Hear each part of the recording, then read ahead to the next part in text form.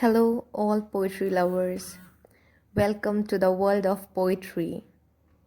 Thank you so much for being on this channel, Lata Singh #Leo. Do subscribe for more updates. Well, let's start.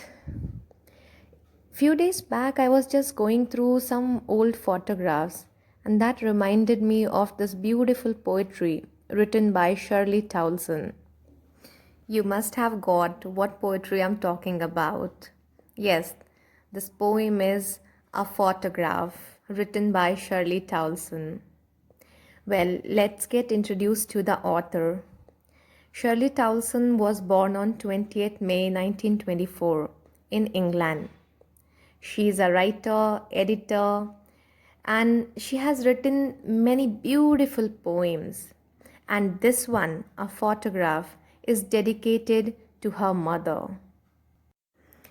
This poem is a tribute to her mother.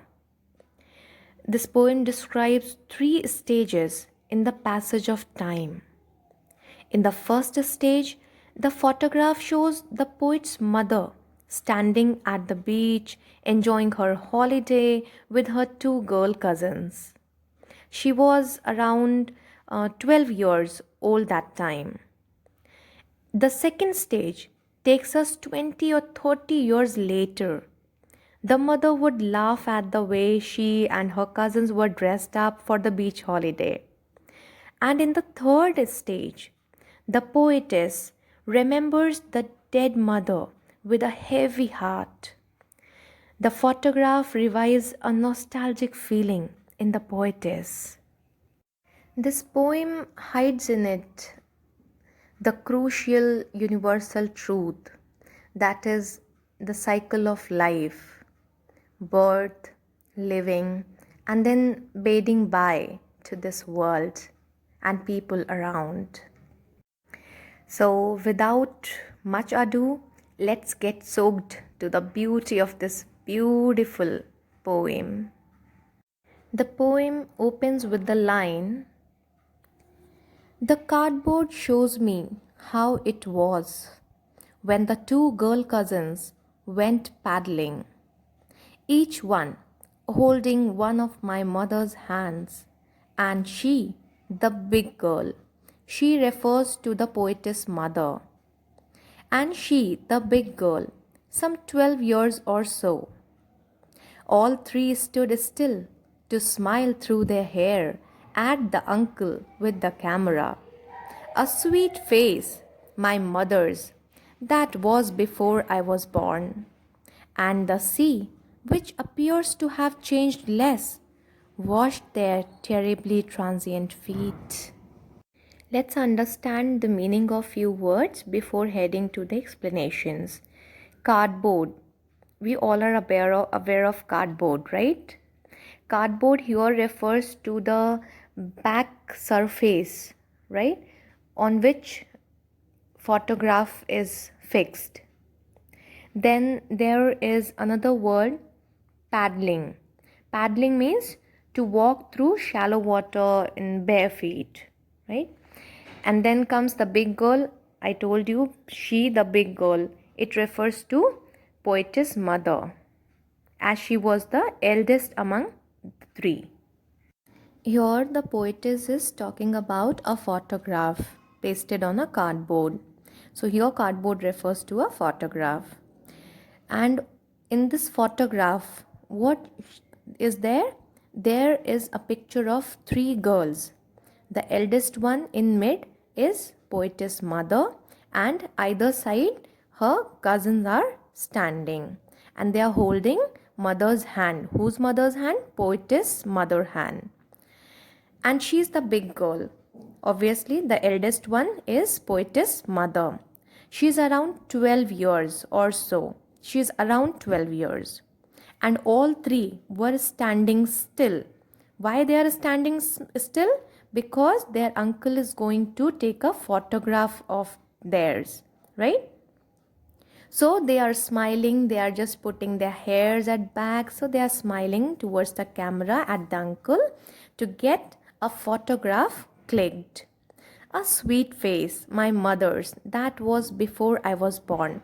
Obviously, that time mother herself was 12 years old. So she had the sweet face.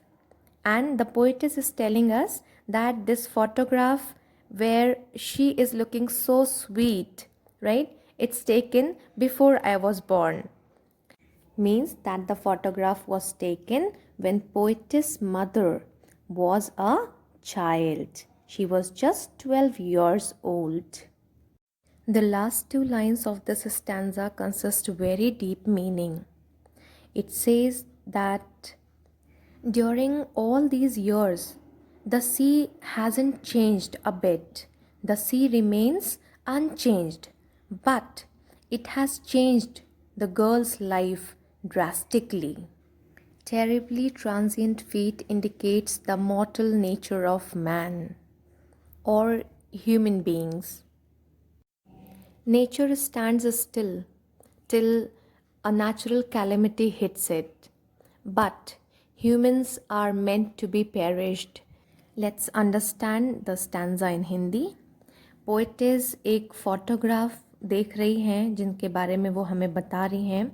उस photograph में 3 लड़कियां हैं जिनमें बीच में सबसे बड़ी लड़की है जो करीब 12 साल की है. वो पोएटिस की मदर हैं. तीनों लड़कियां बहुत खुश हैं क्योंकि उनकी फ़ोटोग्राफ उनके अंकल क्लिक करने वाले हैं और हवा की वजह से उनके बाल उड़ रहे हैं जिन्हें वो पीछे कर रही हैं और स्माइल करते हुए अंकल की तरफ फ़ोटो खिंचवाने के लिए रेडी हैं. पोएटिस आगे बताती हैं कि उनकी मदर के फेस के बारे में. क्योंकि वो 12 साल की हैं तो she is looking so sweet. उनका चेहरा बहुत ही प्यारा सा है. और पोएटिस हमें और बताती हैं कि ये फ़ोटोग्राफ उनकी बर्थ से काफ़ी पहले ली गई थी क्योंकि इनकी मदर की एज यहाँ पे सिर्फ 12 साल है. Later she is talking about a very grave thing that we can call a bitter truth of life.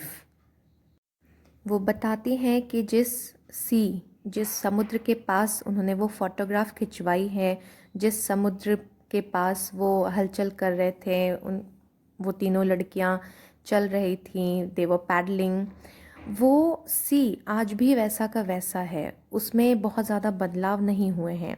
लेकिन उस सी ने इनकी मदर और जो गर्ल कज़न्स थीं उनको कम्प्लीटली चेंज कर दिया है. कैसे वो चेंज हो गई हैं? We all are aware of the mortal nature of man कि इंसान जिसका जन्म हुआ है उसकी डेथ होना कंपलसरी है.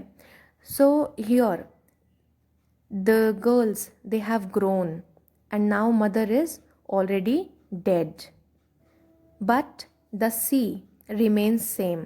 उस समुद्र में आज भी कोई चेंजेस नहीं हुए हैं. वो उस वक्त जैसा था आज भी बिल्कुल वैसा ही है. Hope the first stanza is clear to all. Let's proceed to the next stanza. Some 20-30 years later, she would laugh at the snapshot. She refers to mother. See Betty and Dolly, she would say, and look how they dressed us for the beach. The sea holiday was her past, was mother's past. Mine is her laughter. Mine refers to the poetess. For the poetess, her mother's laughter has become the past. Both rhyme with the labored ease of loss. Now the poetess says that after 20-30 years, the mother would look at the photograph and laugh nostalgically, remembering the happy memories of her past, the sea holiday she had with her cousin. Mother would look at the photograph and comment on the dresses worn by the cousins. And the name of the cousins were Dolly and Betty and she herself. Sea holiday was her mother's past and her mother's laughter watching and looking at the photograph, has become a thing of the past for the poetess. Why? Because her mother is now dead. The poetess still remembers how her mother would laugh at the photograph remembering the sea holiday with a fondness as well as a sense of loss, because that time would never come back. In the same way, poetess feels nostalgic, thinking about her mother and her laughter, which has become a thing of the past. Here, the words labored and ease, they are opposite to each other, but they describe the same entity, that is, loss. Poetess is describing a time, a memory, when poetess and her mother would be sitting together looking at that same old snapshot. And mother would say, "See Betty and Dolly," and she's just enjoying and having fun looking at the photograph and talking about the dress they wore for the sea holiday. Now the पोइटिस is saying कि वो जो photograph थी सी holiday की, वो माँ का पास था, और उस फोटोग्राफ को देखते हुए माँ की जो हंसी थी, her laughter, has now become my past, क्योंकि अब उनकी माँ इस दुनिया में नहीं है. Here, the poetess is sad about the fact that her mother's laughter is history. Her mother feels the same way for her childhood days. The word "dry" here means disappointment, and both of them are disappointed and dejected over their loss, and they both are bearing it. Moving to the third and the last stanza. Now she's been dead nearly as many years as that girl lived. That girl means the girl in the photograph, in the snapshot.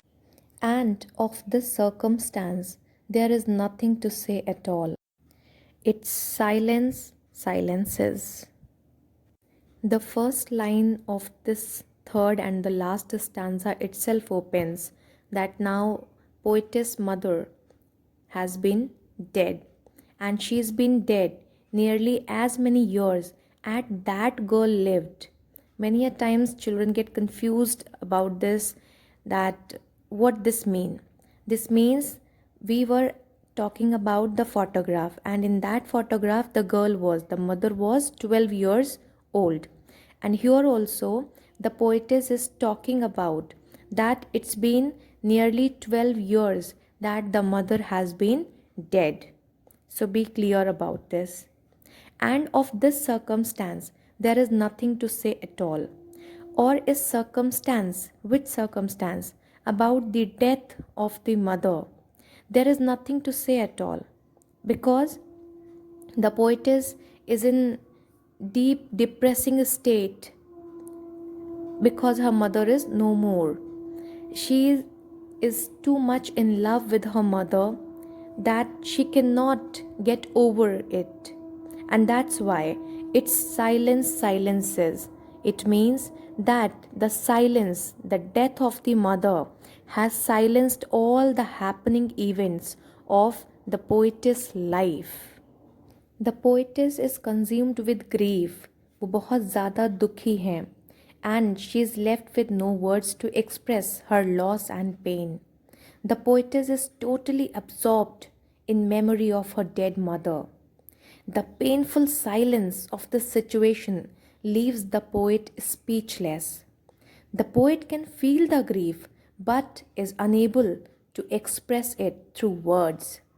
The silence caused by death of her mother makes the atmosphere gloomy, where she is so absorbed and she is not able to overcome it. She is not able to enjoy anything around her just because of this painful event that happened in her life. She is missing her mother a lot, and she is completely in it. Its silence refers here to the silence caused by the death of poetess mother. Silences. What it has silenced?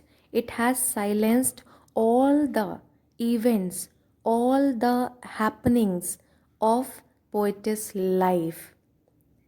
पोइटिस की mother की death की वजह से जो खामोशी है, उसने पोइटिस की ज़िंदगी की हर चीज़ को खामोश कर दिया है. The monotony of her mother's death has made everything monotonous in her life. I hope you all have felt the poetry so deeply and must have observed the mortal nature of human beings. So spread smile, pass love, and try to enjoy and preserve as many good memories as you can, because life is too short and time waits for none. Now let's talk about the poetic devices used in this poem. This poem is a free verse, free flowing poem, and it doesn't follow any rhyming scheme. You must have observed it already. So let's talk about other things. The lines stood still to smile. Here, this SSS letter is being repeated, right? So it is obviously alliteration. Alliteration is the repetition of the initial letter, generally a consonant, right? So stood still to smile. Then there's another pair of word, terribly transient. And in the last line, silence silences.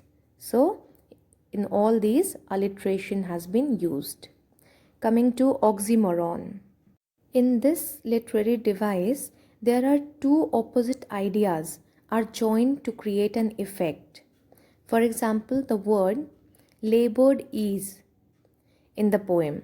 It's an example of oxymoron. Labored means great difficulty and ease means comfortably. So both are opposite in meaning, but they are clubbed together. Then let's come to the very first word of the poem, that is the cardboard. Your cardboard actually refers to the photograph, right? So it is an allusion. Allusion is a reference or an incidental mention of something, either directly or by implication. So this word cardboard is an example of allusion. Next poetic device that is used in this poem is transferred epithet. Transferred epithet is a description that refers to a character or event but is used to describe a different situation or character. In this poem, transient feet is an example of the same. It refers to human feet here, but it is used to describe the lack of permanence of human life. Then there is personification used. In the line, the words silence silences. The situation has been given the human quality of silence, and that's why it's a personification. I'm very sure that this poem must have touched your heart and mine, and the explanation is clearly understood to all. Wishing to receive all your love and attention for this poetry. Thank you so much for giving your precious time.